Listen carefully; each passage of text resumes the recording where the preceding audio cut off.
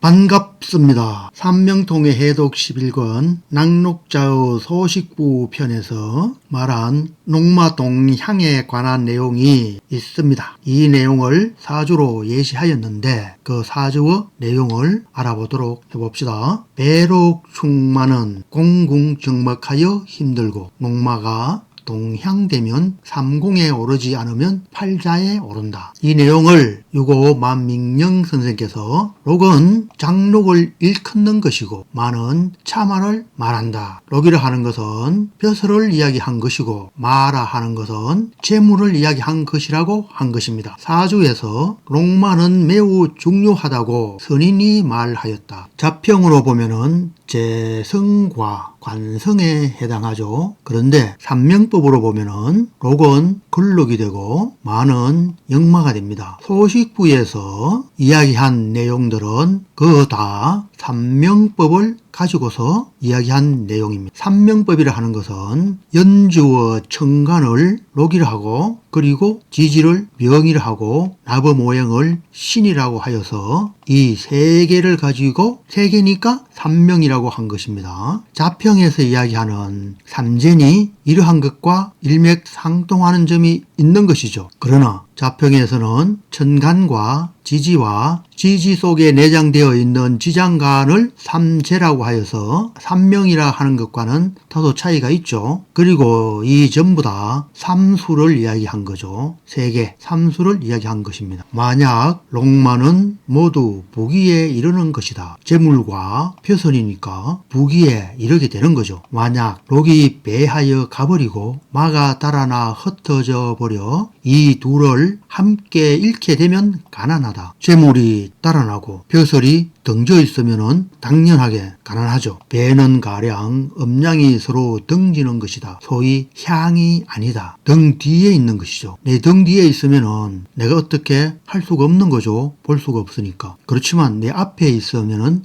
향, 바라보는 쪽이 되어서 좋을 수밖에 없죠. 내가 무엇을 할 수 있는 것이 되니까니 축은 도망가 흩어진 축으로 쫓아가는 추를 말한 것이 아니다. 배록 충마에 관한 이야기죠. 이 축자는 흩어져 도망가는 것을 말한 것이지 내가 추구하는 방향이 있는 그러한 것이 아니다는 것이죠. 연과 얼만을 가지고서 예시하였는데 개수의 근록은 자로 인에 배하고 인에서 등져 있다는 거죠. 이 말은 월주의 갑인의 임목에서 즉 임목을 기준으로 하여서 뒤에 있다는 말이죠. 등에 있다는 말입니다. 그렇죠. 인, 묘, 진 이렇게 나아가는 방향이 되고 뒤로는 축, 다음에 자, 해 이렇게 되죠. 그래서 자는 인을 기준으로 해서 벌써 지나가 버린 것이 되죠. 등이 되죠. 등 뒤에 있는 것이 되죠. 앞으로 나아가는데 지나와서 등 뒤에 있는 것이 되기 때문에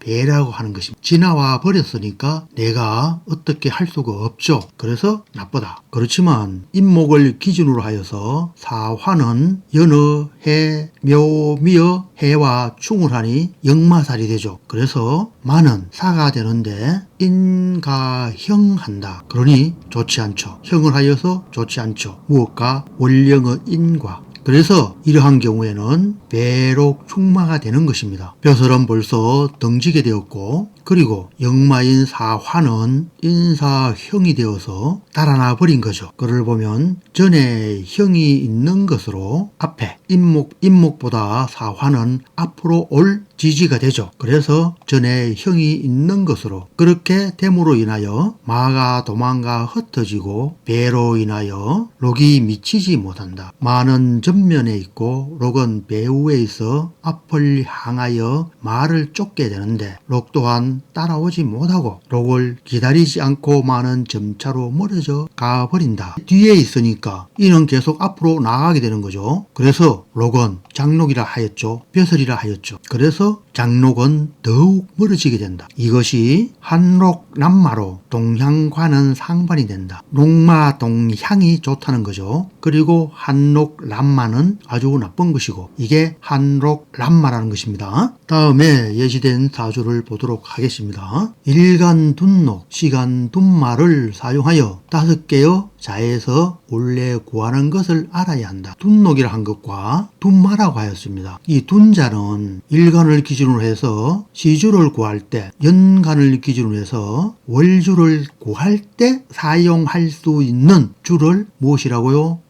둔이라고 하는 것입니다. 예를 들어서 정임, 합파, 목이 되는 정과 임어, 둔은 둔신은 경자, 신축, 이민, 계묘, 갑진, 을사, 병호, 정미, 무신, 그리고 기유, 그리고 경술 이렇게 12개가 되는 거죠. 둔시가 될 경우에. 그러니까 시주를 구할 때는 그러하다는 것입니다. 그리고 둔월을 구하는 것은 을경, 합파, 금이 사용되죠. 그러면은 금을 생하는 무토가 천간이 되고 월은 일월이니까 인이 오는 거죠. 그래서 경이나 을이 있을 경우에는 무인부터 시작하여서 무인, 기묘, 경신 이렇게 나아가 무자, 기축에서 끝나는 게 둔월이 되는 것입니다. 임의 둔한 시주는 경자에서 무신에 이르는 신이 역마살이 되는 거죠. 신이 역마살. 그래서 임의 둔한 역마살은 무신주가 되고 신이 되는 거죠. 무신의 신은 경금의 걸록이고 신은 오어 즉 인오수로 마가 된다. 역마살이 되는 거죠. 신금은 경금의 걸록이 되고 또 인신충하니까 역마살이 되는 거죠. 이러한 경우에는 이 연주에서 신금은 역마살이 되고 또 걸록이 되죠. 그래서 롱마동향이 되는 것입니다. 걸록과 역마가 같은 곳이 된다는 것입니다. 예시된 사주를 보면은 갑신, 정축, 기해, 병인이 되는데 시지에 있는 인목이 연간 간목의 건록이 되죠. 걸록이 되고 또 인신충하죠. 신자진의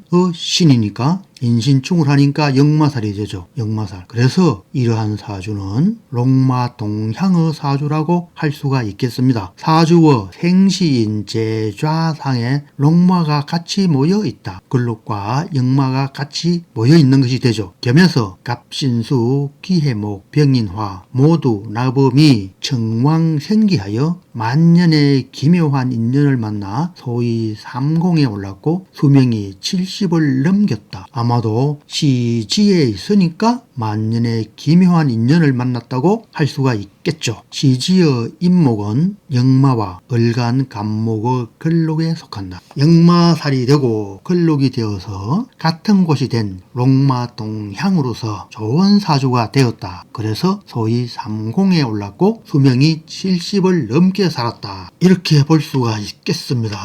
월간갑의 천을 기인은 축이 되고 병과 정의 천을 기인은 해가 되고 일간기토의 천을 기인은 신이 되죠. 이 또한 좋은 영향을 미치게 되지 않았나 하는 생각도 하여 봅니다.